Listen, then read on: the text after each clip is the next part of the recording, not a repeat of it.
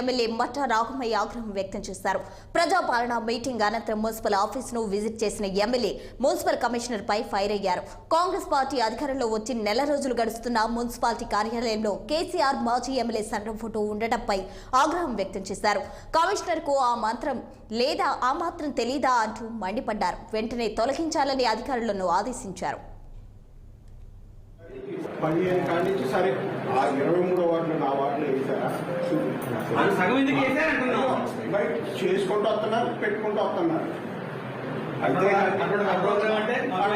ఇప్పుడు ఏంటి ఎప్పుడన్నా మరి వాస్తవ ప్రోగ్రామ్ అంటే వరుస పెట్టి వేసుకుంటూ వస్తున్నారు. ఒకటి నుంచి 15వ వార్డు దాకా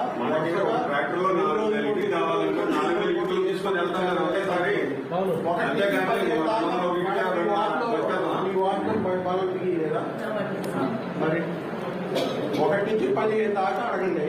ఏ వార్డు అన్నా ఆపారు, ప్రతి వార్డులో వేసుకుంటూ వచ్చారు. 15 నుంచి 23 దాకా ఇంకా మిగిలింది. అవి ఎలక్షన్ కూడా వచ్చింది, ఆపారు.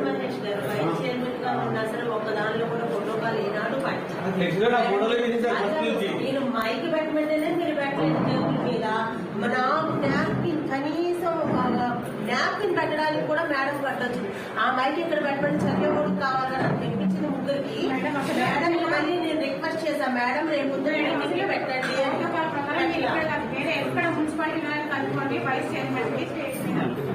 ప్రతి పార్టీలో ఉంది కదా.